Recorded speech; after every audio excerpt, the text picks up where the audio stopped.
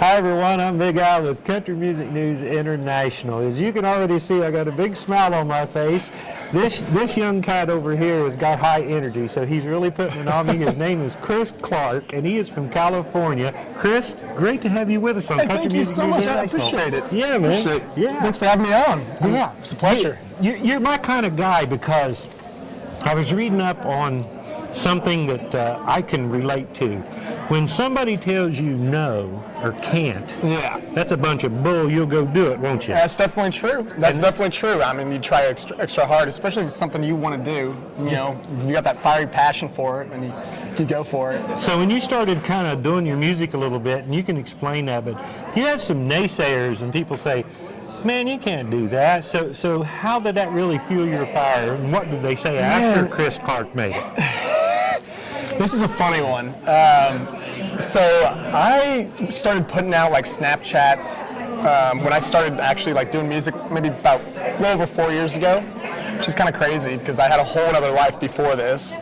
But when I started, putting out like sending out snaps of myself, singing on Pro Tools and whatnot, and over instrumentals or covers, people would just like watch the first part of the first clip, and I'd see it drop off, and like send me stuff like stop singing. Same with like, I'd bring something out to my dad and my mom, because I moved back into my parents after engineering, and I would go and I'd show him the stuff, and my dad's like, no, like. Yeah, wine glass in his hand, like, just cut that shit off. Cut that crap out. Like, bleep. And so, that really fueled me to, like, really want to prove myself, because my grandpa said that, both my grandpas actually, one's passed now, but they said, one of them said, press on.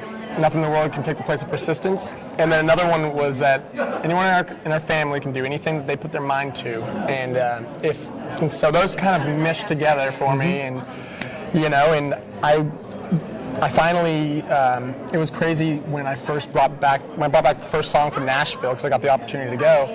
And like their jaws dropped, and it was crazy. Like that feeling of like, like retribution. That was the best. And then my dad never talked crap about my music ever again after that, and I went back to Nashville. So he's actually one of the people that told me to go back to Nashville, and then, and I'm just so glad that I did, took that opportunity. That had to be a great moment when your dad, that's more or less like him saying, I'm approving of this, Chris, so get back there and make us some money. Yeah, exactly. So how's your social media doing? You was going to be are you a civil engineer? Did you go ahead and graduate? Yeah, I graduated. Got my EIT, engineering training, and then I took the professional engineer test a couple of years later, and I didn't pass by like 1% because I was up all night the night before with some buddies and stuff, and I was the only one to take one book into that test, and everyone else had suitcases. We were rolling down suitcases and like big old trolleys with, kind of all these books and everything, and I only brought one book. I didn't pass by 1%. So I can see what's happening right now. Chris goes in to take his test, and he'd rather reading the civil engineer book, you're writing the song. Yeah, exactly. Yeah. I'm writing a song on the test. So let's talk about a song that you had here in the past, The Girls of Tennessee. Kind of tell us about that, and then we'll get into this new one that's coming out. So how that one came about was, so it was right when I came back to Nashville, and I actually had a one-way ticket back to Nashville. This might not have anything to do with that song, but got in a car crash the night before I was about to fly out. So with the car crash, it was front driver's side and all that, and, it was on the 13th, and I was flying out on the 14th. On the 15th, after I got to Nashville, so this goes back to The Girls of Tennessee, I met this girl. She was my bartender, and I kind of pursued her and all that. I'm still with her today, And I want to write this song about this girl I met in Tennessee. And Tommy and I, my old producer and co-writer, we were kicking back in my Airbnb, because I didn't know if I was going to stay at this point, in Nashville. I mean, I knew I was going to stay, but I didn't know for how long. So we were just sitting there. We'd write songs in my Airbnb down the street, the Burnham, down the street, and we were just talking like, okay, well, I want to write this song about a girl I met in Tennessee, and then, but Tommy's like, well, we need to make this plural. So I was like, well, what about like the girls of Tennessee, and then we can incorporate some Tennessee kind of, like high-rise 615, midtown turnarounds, the double-take heartaches, the southern bells that blow your mind. You kind of get into that kind of thing. Yeah. Smoking All-American, born and raised Davidson, high-rise 615. So I thought that was kind of cool. I was talking about the girl I met in Tennessee, but kind of making it plural so that all the girls could kind of feel, because there's a lot of bachelorette parties around here, and there's a lot of this magic in downtown. There's definitely a lot of magic in Nashville. Oh yeah. I even noticed that there the other night when we was down on Broadway with these two cats. Yeah. They didn't even know what to say or talk. I'm looking around and so are they, so we know about the girls of Tennessee. Oh yeah, you see them walking around with the pink cowgirl hats and all that. Or the boots clear up to their knees. That's the new style. Oh, yeah, I know. We were thinking about making something called Broadway Bingo. You'd have you go and you'd sell it to like the bars and everything. People just stamp off what they see. Hey, dude, let me in on that. I need to make some cash. I know, man. We just sell for like $1 a pop. Actually, we do. We'll do it for $2. I think we could do that. $2, and the bars would go for $1. So listen, I ain't got all the time. I better get your new song out here. So I'll ramble on. Yeah, I will too. I love having fun. So social media and website, tell everybody that's listening and watching right now where they can come and find you. Yeah, so you can come and find me at www.officialchrisclark.com, and that's my website. And you can kind of find all my other social media through there.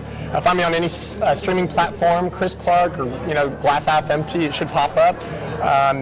Instagram, Chris Clark Official Music, and and country music. Excuse you folks to interrupt this interview, but we just got his phone number from his publicist. So if you want to call him, send us a $5 box note, and we give no phone number. $5 a pop. $5 a pop. Go easy on it, ladies. I tell you what, for $100 I won't give the number out. Right, you got any money on the number?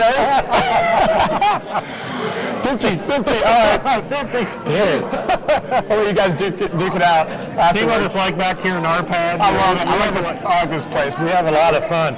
So this new song, I can only think of it coming from a civil engineer because of the title, Half Empty Glass. So Glass Half Empty. Yeah, Glass Half Empty. I'm sorry, what's going on with it? So it's funny how this song kind of got its origin from my old producer / co-writer and I. We were bickers, we're just kind of going through different chords and kind of just I was trying out melodies and for just random words kind of thing. And we started talking about the night before where we had just cut another song over at our old sound engineer's house. And we're talking about like how Jimmy was like, kind of melancholy. And I'm like, well, yeah, he's a glass half empty dude. And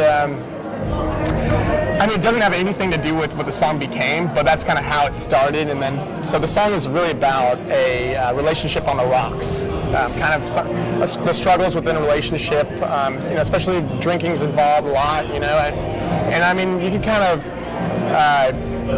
like, it's kind of like that, and the whiskey is like, kind of a metaphor for how it's running out. Your relationship's getting worse as the glass gets less and less full, and everything was good when it was the cup was full, and then glass half full. There's a lot of different ways you could kind of look at this song, but it's a really special one to me because I've been in relationships and all that where there's a lot of some crazy stuff going on, like it's you don't want to admit it, but the relationship's kind of like ending, right? Yeah. It's kind of like that, and then you're kind of getting drunk on like the past, And the more you kind of get drunk off the past, like the more the future's more clear. It's always going to be looked at kind of bad and in a different way. The relationships, so glass half empty. It's kind of that's what you call real life stories and real country music. That's right. That's That's exactly right. right. That's right. That was, I mean, just from the heart. It is, and a positive guy. I'm so glad that we got a chance to meet. Yeah, thank you. And to have you on Country Music News International. I really appreciate it. Yeah, so if you would give out your website one more time, Yeah. and then we'll sign off here and get a picture. Sounds great. Okay. So my website is www.chrisclark.com. Or officialchrisclark.com. Shoot, we got to make that official there. Yeah. Friends, if you want to know more about country music and bluegrass music, you can always check out countrymusicnewsinternational.com. I want to thank Chris Clark for being with us. I'm Big Al with Country Music News International. Thank you so much, Big Al. Appreciate you. Yes, sir. I You're the appreciate man. you. I love talking to you. Yeah, It's see, great we're stuff. fun. Let's grab a beer after, or a little later.